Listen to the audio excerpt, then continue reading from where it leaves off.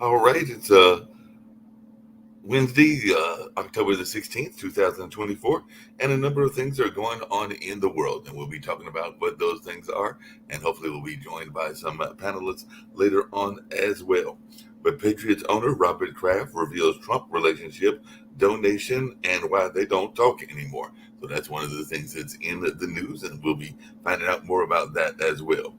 And Trump will be impeached, according to Sheehy, and he vows to stop Tester in closing pitch to Montana. So that's something else that we're seeing in the news as well. And former President Bill Clinton and Tim Walz at a rally in Durham and Winston-Salem on tomorrow, as definitely early voting will be kicking off. And Anne Hathaway is sharing her presidential endorsement weeks before the 2024 election. So definitely there's a number of things going on in that space of what's happening in the electoral area and all along those lines. And a Georgia judge has blocked election rule requiring hand counting of the ballots. So that's something going on in the news. And according to the Washington Examiner, two men shot in the Trump assassination attempt are claiming that Secret Service is responsible for their negligence. So definitely that's something that we're seeing as well. And in Fayetteville, North Carolina, bullets were flying, hammers were swinging in the parking lot as 16 members of a Fayetteville motorcycle gang face charges. And Josh Stein and Mark Robinson are campaigning across North Carolina in the final weeks of the election in this area as well. So, like I said, a lot's going on. We're going to find out things going on the international front. Right now, I'm going to bring in my fellow panelist, Sasha Starr, and see what's happening in the Ukraine situation. And we might get to other items as well. But right now, we'll bring in Sasha Starr before we get into some of these other items and everything. But what's happening in the war in Ukraine and what's happening in Israel, and then get to the news there, but I will get there. But I know you've been following a lot of these news stories as well. So if you want to share some of the observations that you've seen and some of the things that you've seen going on, that would be great for this particular edition of the morning edition. Okay, first of all, since you mentioned both wars in Ukraine and Israel war, obviously the war, at least on one side, is conducted by the same actors, which is Russia, Iran, North Korea. At least in case of Ukraine, there are about 10,000 North Korean soldiers are fighting for Russia. And China, which is obviously is very aggressive in pursuing Taiwan policy and helping Russia in its war with Ukraine.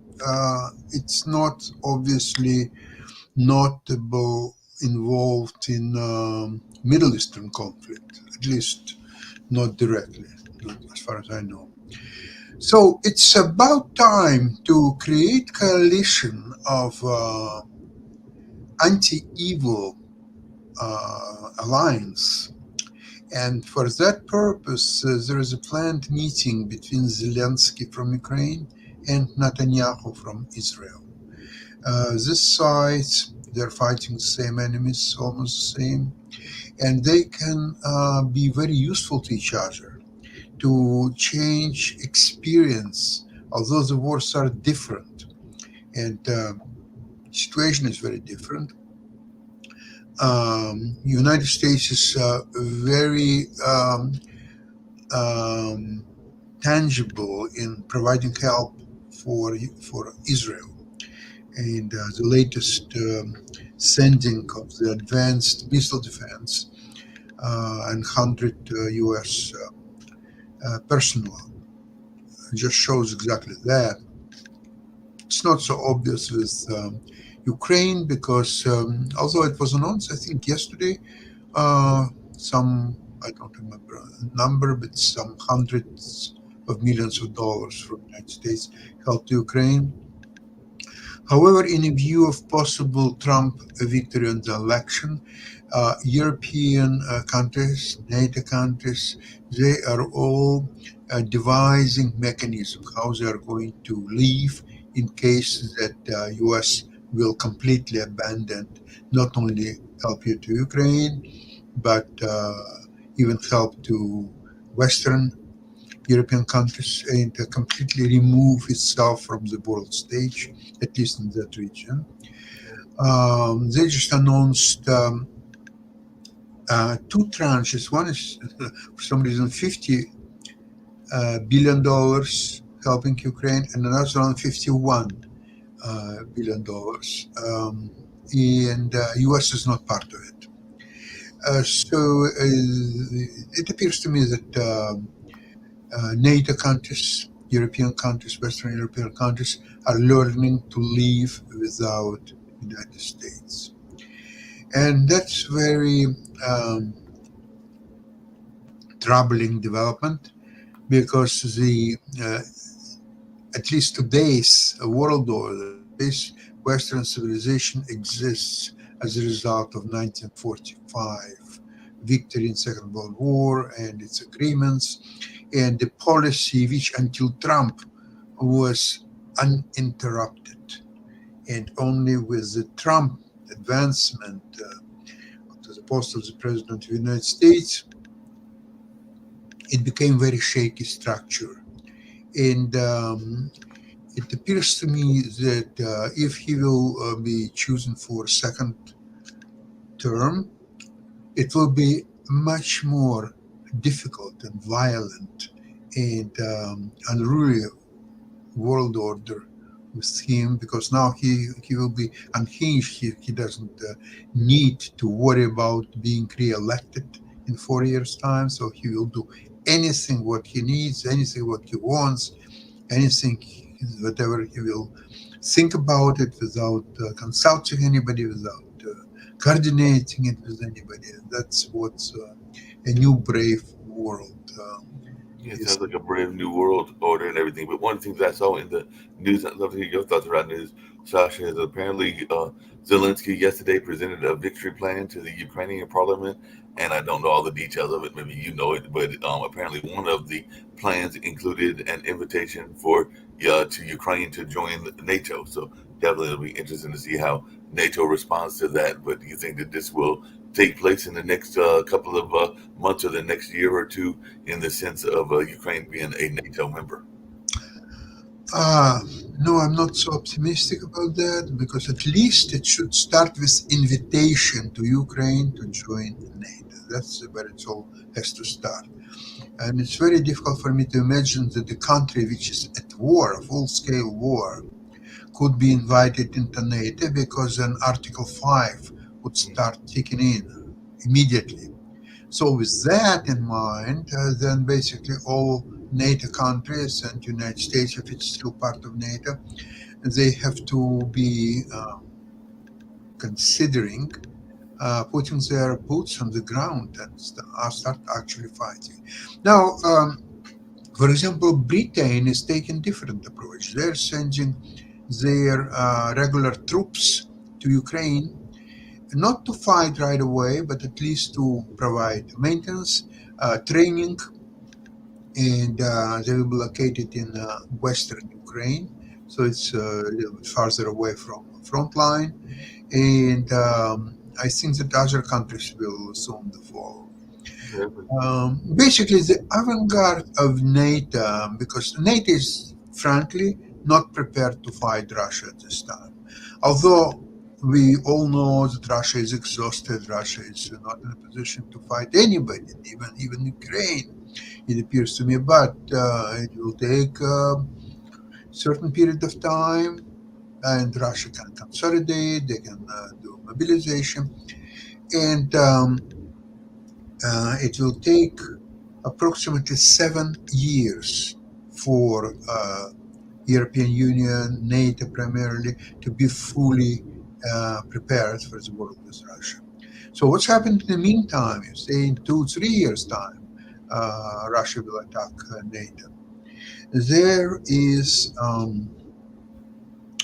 has to be a country which is a passionate, well-equipped to fight Russia right from the start, without even waiting for others to bring their weapons and everything. And that country today is only one. It's Poland. Poland is the forefront of stopping Russian aggression. Uh, Baltic countries are they're just too small to really withstand the Russian aggression. Um, Hungary, Slovakia, it's very unclear which way the politics of this country will develop. Czech Republic definitely will fight, but Poland, with its geography, uh, well motivated, well trained army, that definitely will be on foreground to defend NATO. Now, with Trump, US will be most likely out of NATO very quickly. Uh, and this is a very, very difficult situation because he can go even farther than that. I don't see why he wouldn't try to become friends. He's already friends with Putin. He may become friends with Qi, Emperor Qi from China as well. So he might form, and this is actually appears to his ego. Okay, I'm a strong man of the United States. You're a strong man of Russia. You're a strong man of China. Three of us. We can rule the world. We have no enemies in this world. We will destroy anybody in a matter of hour and a half if somebody would want to argue with us, right? So why don't we be friends and have fun? What is Ukraine? Where is Ukraine? It's part of Russia. Come on, Ukraine, get lost, get back, and Russian fall. Good luck to you if you're still Well, alive. I see Rick's joined us as well before we get to some other topics and everything along those lines. I did have another question about the area of Europe where Russia is located at because a lot of people that are watching and a lot of people around the world are not familiar with Moldova, but apparently Moldova voted on its European future, and there have been accusations about Russian interference. I think they said a Russian nonprofit interfered in their EU referendum, and of course, the Kremlin is denying that they meddled in those elections. So I just wanted your take on that, because apparently they are interfering with another country's elections, from what I'm hearing. Um, Any response, Sasha? Have you heard anything about this notion of what's going on in the European future? Because I guess they're voting on whether they're going to join the EU, just like we're talking about uh, Ukraine joining NATO. I'm skeptical about Ukraine joining NATO in this particular present configuration when there is a war. There is no invitation from NATO to Ukraine to join. There is a possible obstacles, including Hungary, which is part of NATO. So I really can't figure out how Ukraine can be invited to NATO and join NATO in particular anytime soon. Well, another thing that has been coming up with the EU and everything is that apparently the EU won't pull back UN troops from South Lebanon, according to the Australian minister. And Netanyahu said he wants the UN failed out of Lebanon. So I'm assuming that's one of the UN organizations. And apparently there's a whole Israel kind of like argument between Israel and the peacekeepers, and apparently that's driven by a long distrust among both forces, I would imagine, and everything. But any take on the UN peacekeepers and their role or lack of a role in Israel? I don't understand one thing. UN doesn't have a military force. So I'm surprised there is so much talk about UN. I think Israel has to just go in and destroy all UN workers, whoever they are, because they're obviously working with its enemies, whether it's Hamas or Hezbollah or so on, and it just destroys them as a part of its enemies. I really don't see what's the big deal about it. Fair enough and everything. Well, speaking of the Middle East, apparently there was some good news from the Middle East and everything along those lines. Because if you are a student of history and you like history and museums, 700,000 years of Egyptian history have found a enormous new home. So the long-awaited Grand Egyptian Museum has opened for a trial run, and they're opening more galleries in their long-awaited Antiquities Museum. So it looks like they are partially open to the public. So if you happen to go to Israel, I guess you can visit this grandiose museum and everything. So have you ever been to Egypt, Rick? And if so, what did you think of it? I've never no, been I've there. never been to the Mideast. Gotcha. Fair enough. Me neither. But I've got some friends from. I mean, as a lot of Jewish Americans go to Israel, my brother lived there for a year. You're you have a Israel will pay for you to take a trip and stay in Israel for a while to check it out to see if you want to move there. And a lot of American young adults and teens go over there and do that. I never did. So you never did that yourself. Son of our friends, no, sorry, grandson. He's been in Israel many times, and right now he's going to serve in Israeli army. He's joining for 1 month of training, and then he will be in army. Mark, you know from the Bible that when Israel got into the Hanan, its present country, there were different tribes there, and Israel, one by one, they either them to be part of Israelis and live together, and those who resisted, they simply destroy and kill all of them. So I really don't see why this time it should be different with Hamas and the what's their names, Hezbollah. Why it should be different? There is excellent lecture that I heard with Hoover Institute. There was Victor Hansen, and he wrote the book The End of Everything.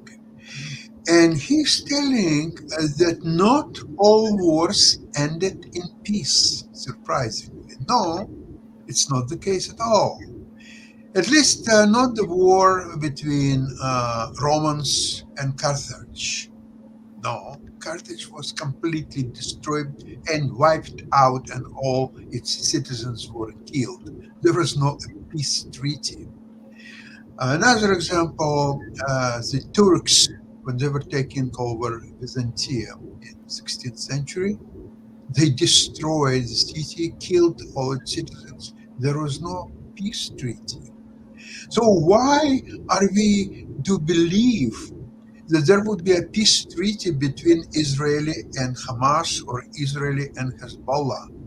The time when there is an end of everything. I think Israel has to fight its last war, completely wipe out both Hamas and Hezbollah, and tell Iran that they will be also wiped out unless they will completely recognize Israel and stop their grossly anti-Israeli, anti-Jewish policies. Well, part of the fear of that, and I'm not saying that you're not right, because both of those organizations are terrorist organizations and should be completely destroyed and everything. But part of the fear that I've heard people that are in the peacekeeping community as well as other communities say is that if you take a very militant view or a very drastic view, that you run the risk of raising new terrorists that are equally as bad or equally worse, that are the kids and grandkids of some of those leaders. And that's one of the fears that I've heard that people will sometimes Mark, put out. all that is viable only outside of Israel. It's a problem of U.S., Western Europe, and so on. It's not a problem of Israel. Israel will defend its territory. Israel will defend its citizens. Now, about Jews outside of Israel, it's an entirely different story. They have to protect themselves. They have to buy arms. They have to organize in military squads and kill anybody who is threatening them. But that's up to them. Israel cannot defend all Jews around the world, but they can defend their own citizens. If you want to stop Hamas from arising again in Gaza, you need an effective occupation force, which has never been the case.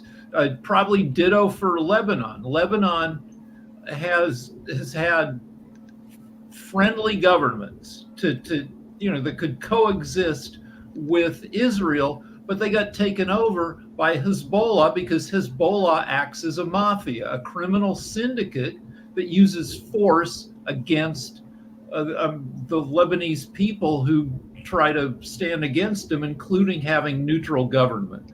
So I assume you'd need some kind of occupation force in Lebanon too. And neither of these things, are impossible because you're talking about occupying very small countries. Gaza is 150 square miles. That's like 1/3 the size of Los Angeles. Mhm. And Lebanon is I don't know, the size smaller than the state of Maryland. So but if you don't have occupation forces, you don't want Israel in there necessarily, but you do. But then Iran, which has a ton of money and weapons, will continue to fund, Hezbollah in Lebanon. And it'll be interesting to hear how that all goes. I think Kim is in the background. Maybe she'll be joining us shortly and everything. But I know one of the places that she talks about, because she just recently visited, is Albania and everything. But apparently, Italy delivered their first migrants to Albania under a new deal. And I know a lot of times we've been talking about migrants and immigration, even here in the U.S. So apparently, they have diverted their first refugees to Albania, get the words out right, Mark. And now they are saying that is a controversial deal and everything along those lines. So, any news about this? And Kim, if you're in the background and want to join the conversation, please do. You want to talk about Albania? But we're talking about the world. It's World Edition. So you're going to have a constant flow of people from the global south, the southern hemisphere, who want to move to for economic opportunity, to get away from political strife. They want to move to the global north, to the U.S., to the Western European countries.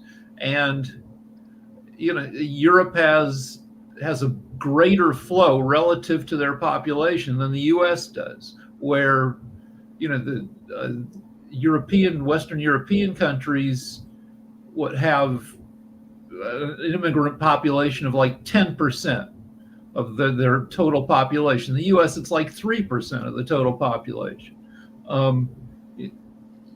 And so, this pressure is only going to increase in the next few decades because climate change will continue to disrupt the countries that people want to get away from. Yeah. Well, there's a great difference between immigration from south to Europe and to U.S. To Europe, there is mostly Muslim Arab population, and to U.S. it's mostly Latinos population, which are by language, by their even customs, cultures, they're much closer to Western civilization than the Muslim Arabs. So not all countries supported that immigration. For example, Poland, when it all started back about 10 years ago, Poland made an announcement, European Union and all that stuff. It's all very nice and humanism and everything else. But one much more important thing is Poland is for Poles. We don't need anybody, except now they're accepting about close to 3 million Ukrainians. But Ukrainians are quite related by race, language, and many other ways to Polish people, much more than Muslim Arabs from south. But is there any possibility that could be said here? I mean, one of the things that I was talking to somebody about yesterday and everything, and they never really came up with an answer, is if Trump is elected, what is he going to do with all of these alleged 10 million or however many he has said are here, illegal immigrants and everything? And I mean, I've heard everything from refugee camps, kind of like internment camps, similar to what we did with the Japanese, to I've even heard people theorize that he would ship them back, but that's a massive operation if you're going to ship them back to their various countries, because even he brought up that they're not all from Latin America, because I did watch, as I said yesterday, the interview, and he brought up the Congo, because he was saying how is he going to do it? How is he going to do it? He's not going to have neither. Whoever wins, they're not going to have an overwhelming majority in the House and Senate.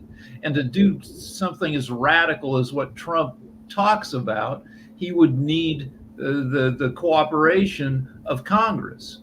And you're talking about a massive effort to move 10 million people, to track them down and push them out.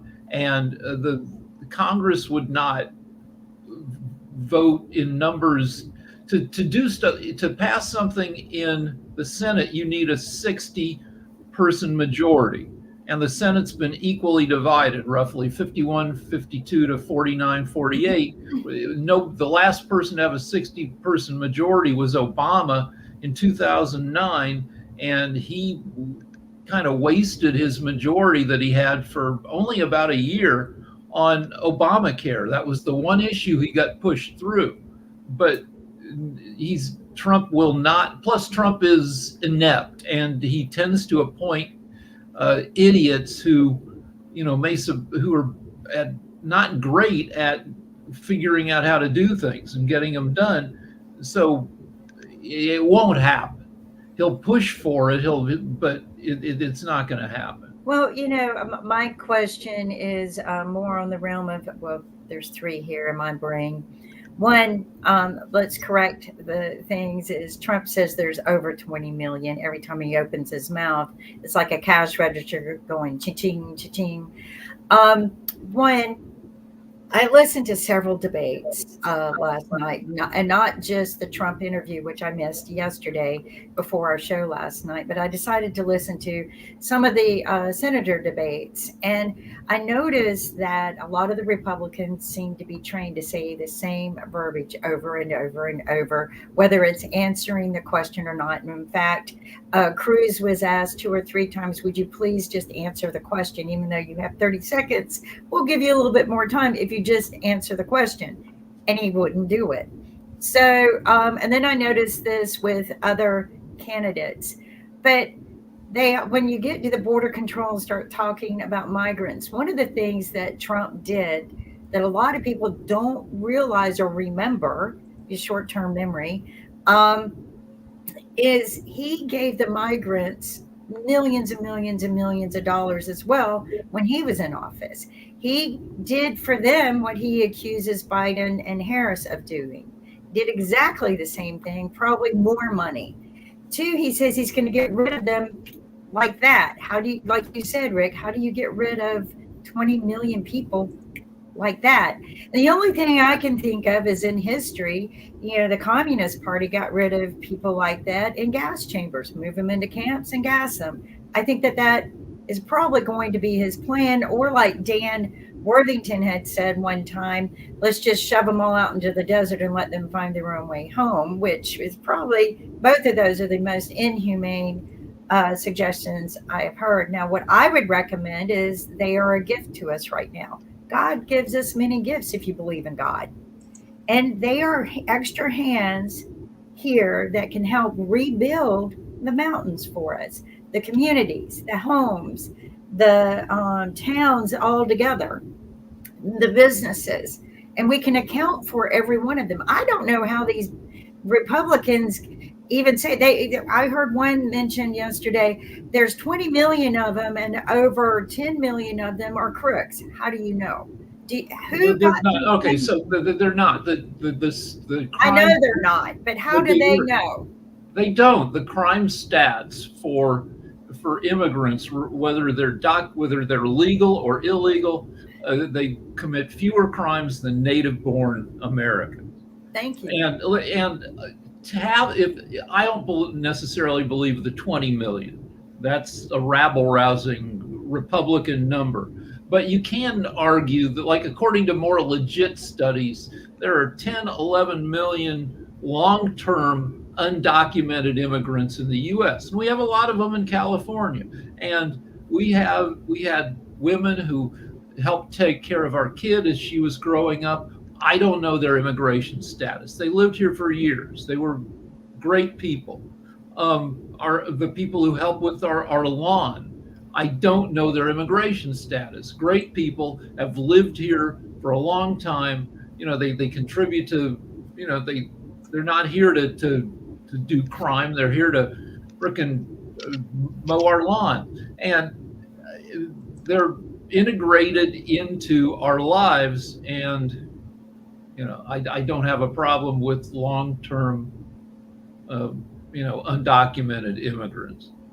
And they're only have a problem with it if they're paying taxes. And why not go ahead and get them on some kind of document and have them working for us? They're complaining that we're just giving them money. I don't think we are. I think a lot of them are working some kind of job, probably illegally working for people who don't report them for tax reasons and things like that. I've heard horror stories how some of the employers, use them as slaves and threaten to turn them in if they report them. So I think just, we've got such a big problem. Everyone's complaining about it. Get it registered, get the people registered, put them to work for us, rebuild part of our country that has been horribly destroyed in record time as opposed to unrecord time. But get these people back into circulation of some kind, registered, and then they could be paying taxes for that to recover the deficit from the 40% tax cut that we give the wealthy.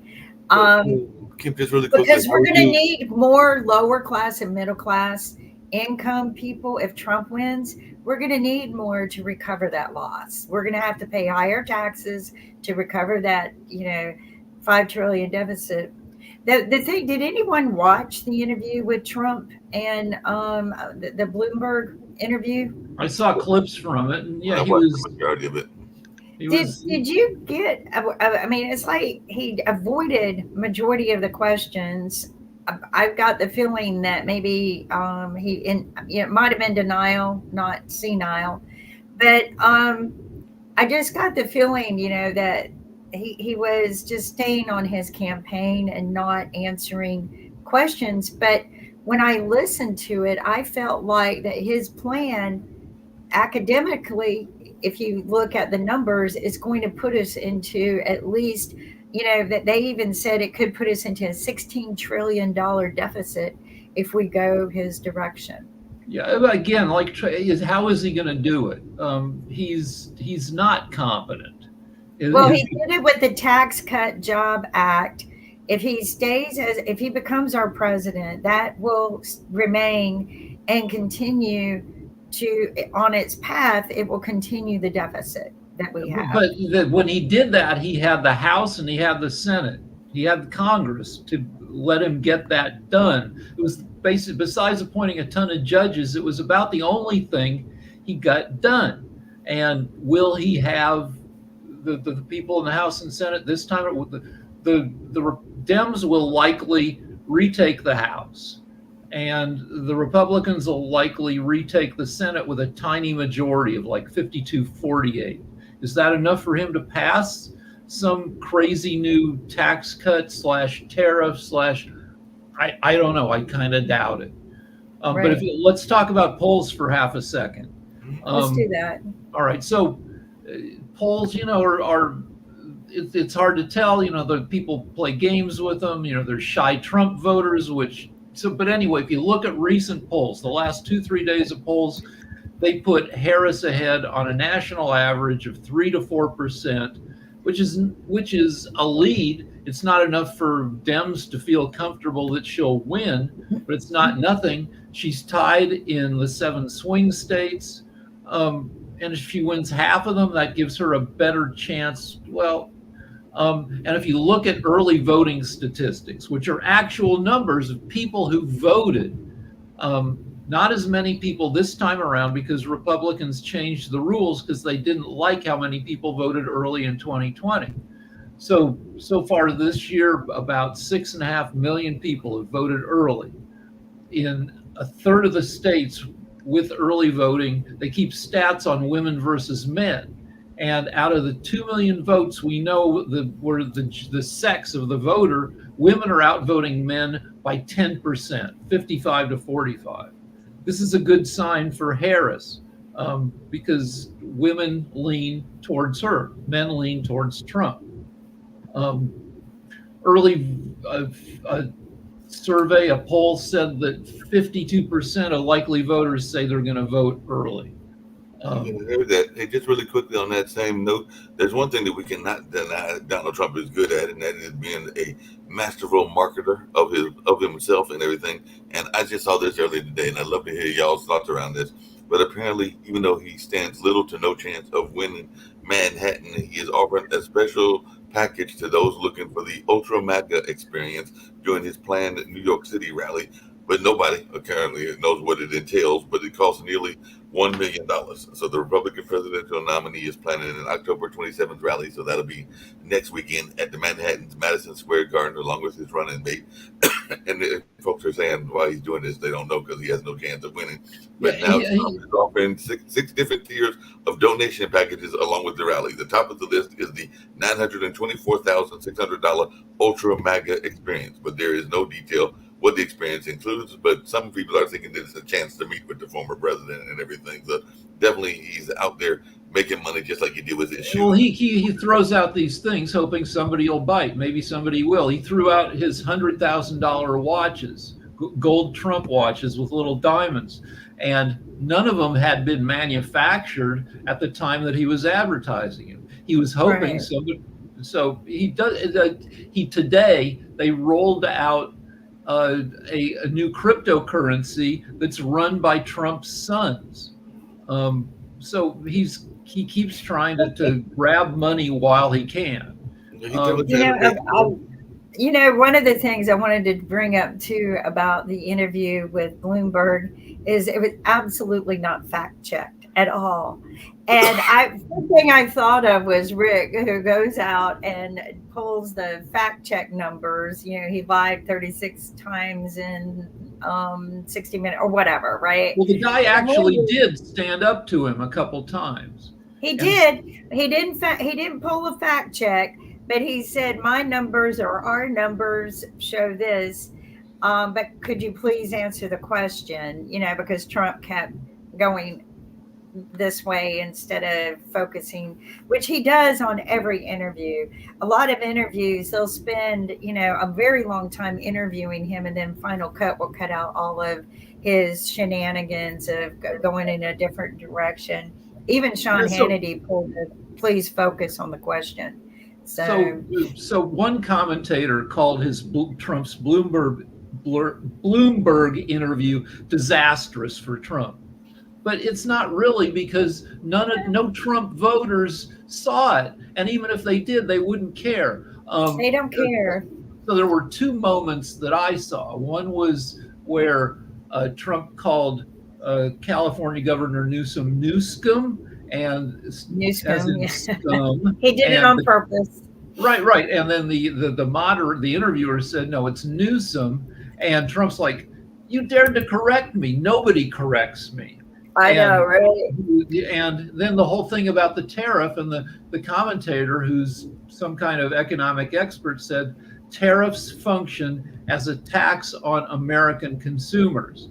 And Trump said, no, they don't. No, I'll save. But who's going to see that and change their mind? Very few people. Well, speaking of changing their mind and everything, there is an interview, I think it's later today, and some people are criticizing the host, because the host of this particular interview is going to be pre-recorded, because apparently that was the time frame that the Harris campaign gave and everything along those lines. So there is some criticism from folks that are supporters of that's garbage. It's garbage. It's most pre-taped interviews are logistical, that it just works better for everybody. And that's what he claimed as well, even though the Trump supporters are saying that they're afraid that he's going to ask softball questions, and he's denied that he's going to do that and everything. But who gains in this? Because as you said, I think it was Rick yesterday, I don't think that there's going to be any folks that are watching Fox, because Fox fans are mostly supporters of the Trump campaign. That's not, well, it may be not people who watch it when it's broadcast on Fox, but plenty of people will see clips of it later. And I watch some Fox News just to see what Fox News is telling people. So not everybody who watches Fox News eats it up like chocolate pudding. There are some people who watch it skeptically, and some people whose minds can be changed, except it's very few people, because as we keep saying, only about 3% of voters are undecided. And that's, if you look at the polls, Harris has been flat the last big change in the polls, and by big I mean 1%, was when Kennedy dropped out, and that knocked down Harris's lead by about 1% because apparently Trump picked up more Kennedy voters than Harris did, to the tune of 1%. But since then, it's been flat. She's been at 48.5% for the past, I don't know, 7 weeks. Yeah, she's been there for a while and everything. I want to come back to the I want to come back to the Middle East. Do you think she'll? I'm just going to come back to the Middle East. I guess we're not going to get another.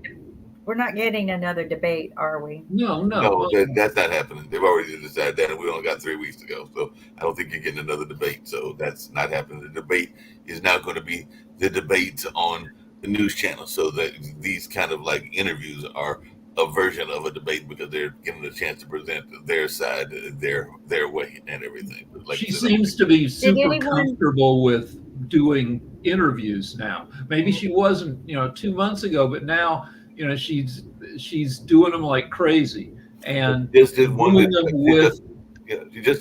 could brought up an issue that could be controversial, and it could be a issue that could get her in trouble. I mean, I might be a fan of it, but I do know it is a problematic one because she just did one, I think it was yesterday, with Charlemagne the God, and she said that she was, and it's been something that y'all have brought up in California, open to the idea of researching reparations. And I know that everybody is a fan of reparations, but she did open herself up to criticism with that comment and everything. So it'll be interesting to see how people respond to that, because she didn't say that she was bringing reparations there to the office if she wins, but she said she was open to the idea of continuing to explore the notion of reparations.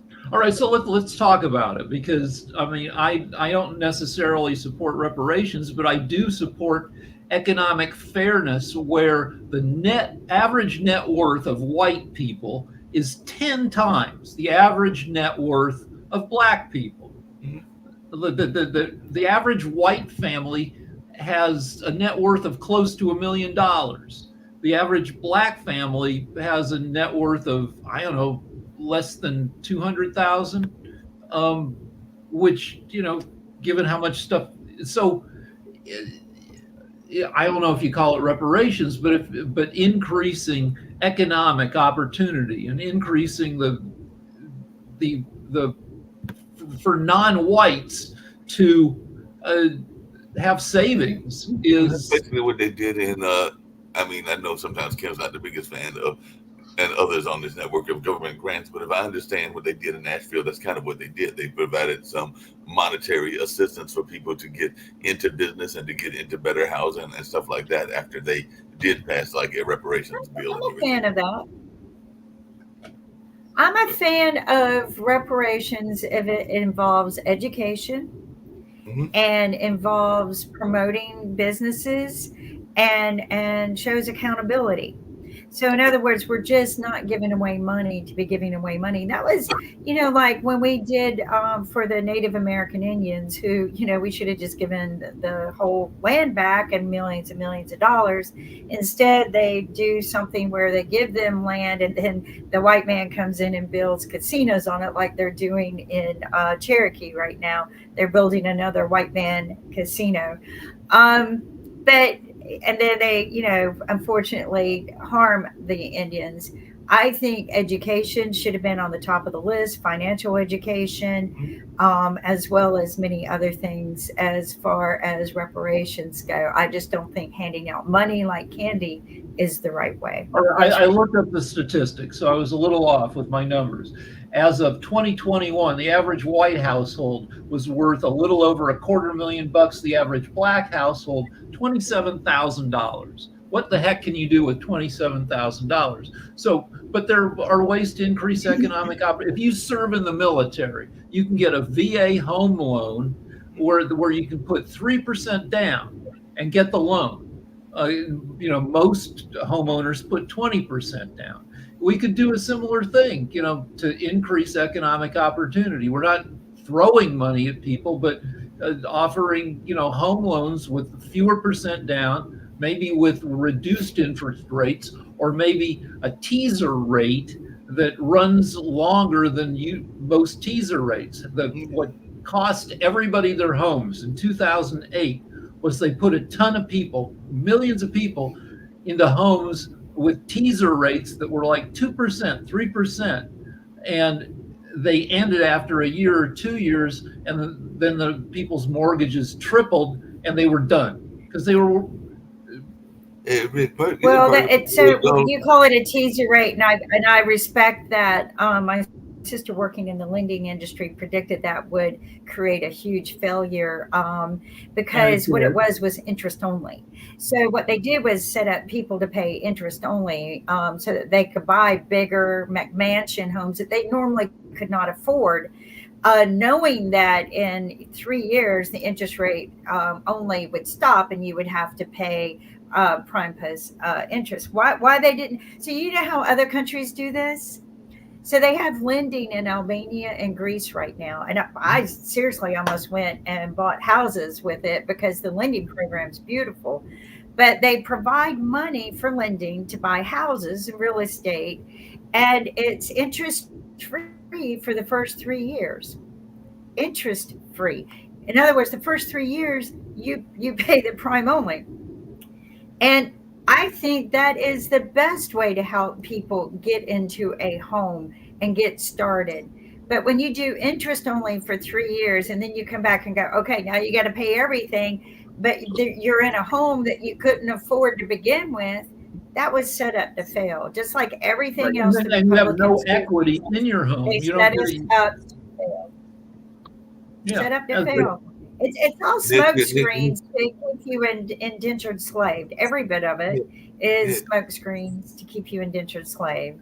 They've proven time and again these tax cut that Trump put into place doesn't help us. My travels around the world at different countries, I have seen the best systems, including, you know what concerns me the most? I sat down with a bunch of men yesterday and we were talking about the healthcare system, and it's renewal time, right? In other countries they don't worry about renewal time. They just, healthcare is just there and you can afford it. But in our country we have to worry about when you get to a certain age, do you get just standard insurance? Do you get Medicare A, B, C, D, pharma, whatever?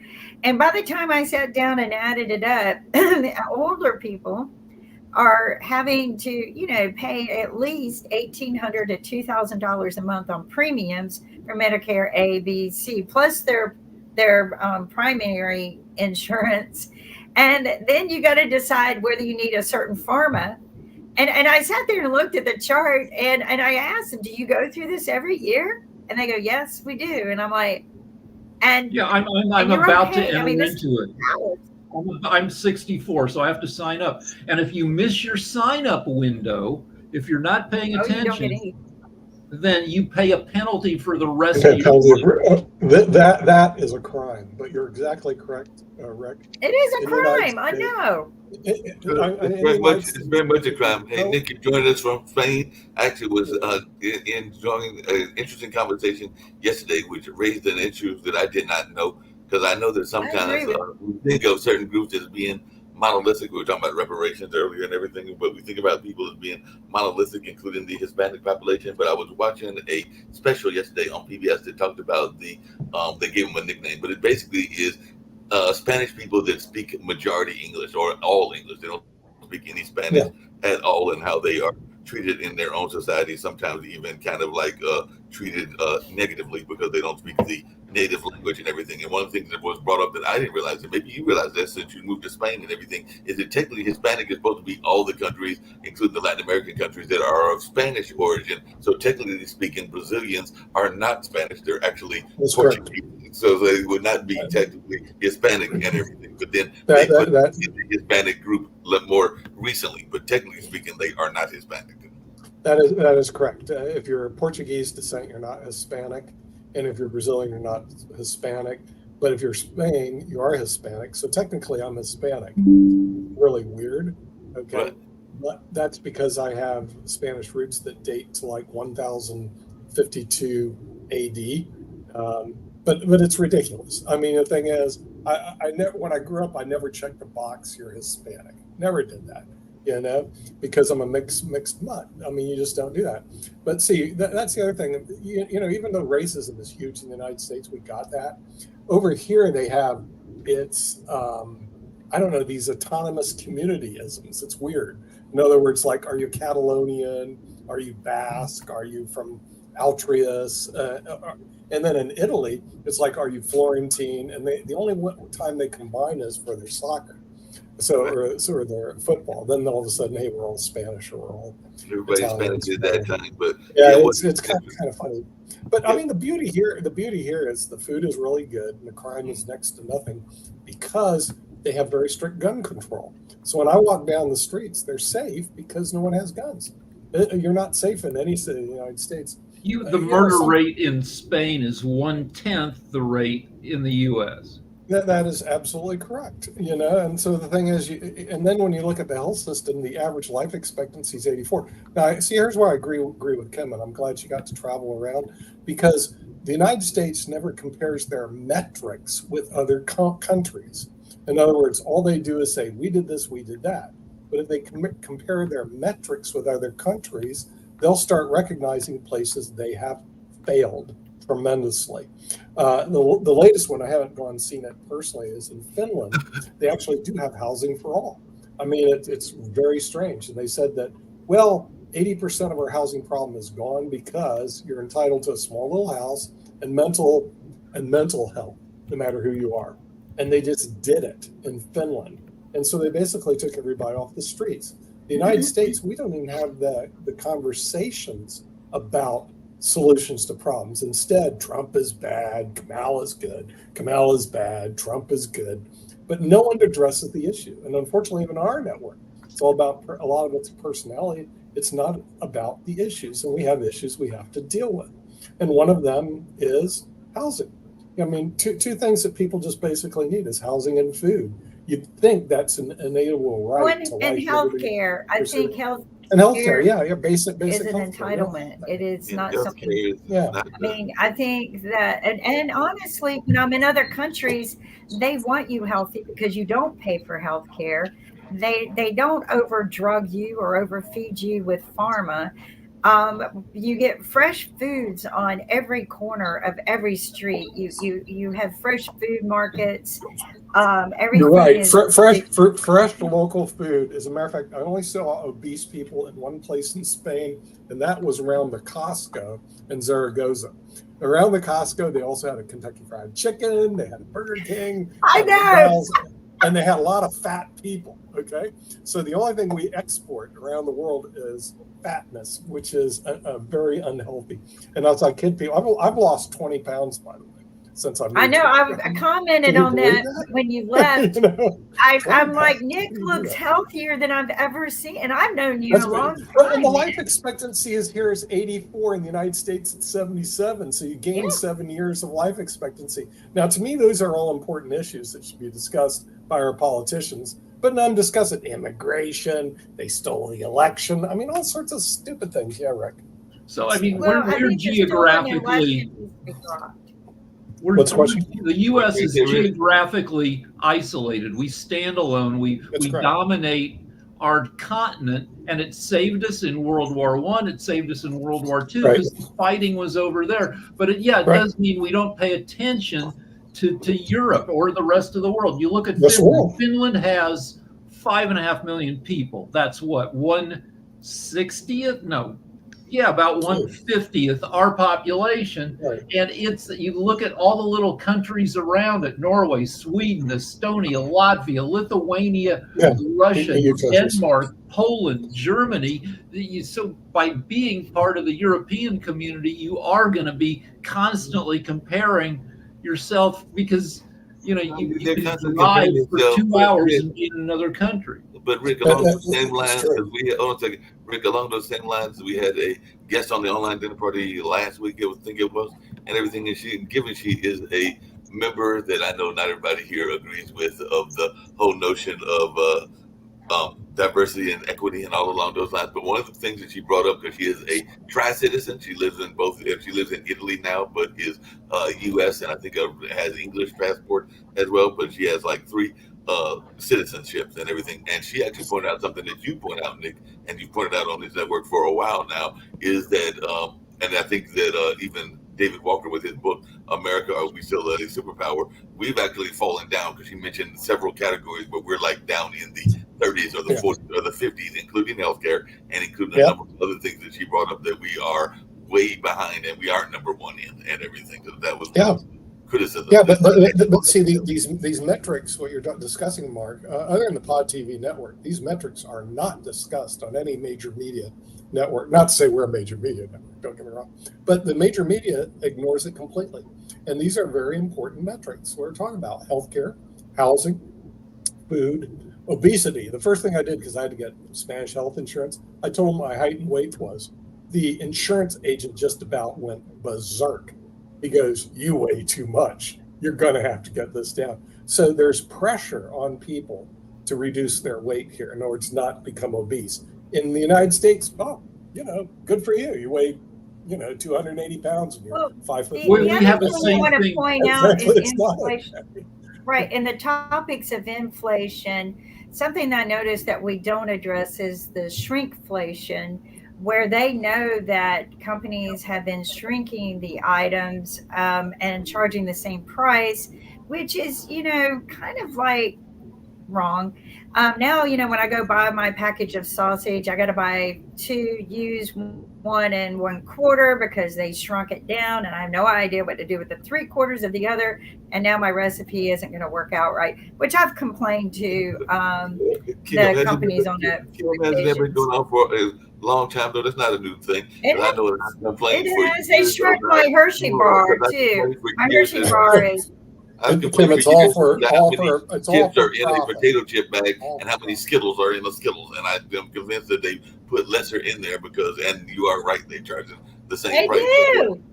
Oh my God! Wait, I wish I kept an old package, and we could. Actually, I do have some old. Yeah, So I want to go back to insurance because we had the same thing happen with our house that happened, Nick, with your stomach, where California and Florida, because of climate change, more fires in California, right. more hurricanes in Florida. You can't get insurance, so we ran into an insurance glitch, and they said, your house is really unhealthy. You've got galvanized pipes, which are rusty steel pipes. You want to get insured again, you got to lose the pipes. And we had to put in copper and this new, PVC stuff, and had to tear up the whole house to make it insurable. Yeah. They do put pressure on you to do those things. And but one thing I found very interesting in yesterday's World Politics is how the Trumpsters would not admit that this guy has failures, like everywhere. He is not a good candidate for any stretch of anybody's imagination. And they had an opportunity, I believe, to present a good candidate, either Chris Christie or Nikki Haley, to the American public. Instead, they got co-opted and they brought back the dinosaur for all ages. And to say that this guy isn't, when he first got elected, I told everybody, well, the circus is coming to town. And guess what? The circus did come to town. He brought a lot of good people in, fired a lot of good people because he doesn't know what he's doing. Sasha. I'd like to ask you, let's see if you have a company and you're hiring a top manager to a position. You wouldn't hire him. Interviews or so on, so 25 people. Sasha, I can help you out. You would never hire him. The only reason he's the CEO of Trump Enterprises Here's my resume. is because he inherited it from his dad. He inherited it from his dad. Lost all that. He inherited 6 bankruptcies, 2 impeachments. That's the only reason. There is no other reason. He would never make it through the vetting process to become a CEO of a major company. But Bloomberg has He wouldn't be even allowed to appear on any interview or any meaningful. No. He should not be allowed to. And we're at the hour.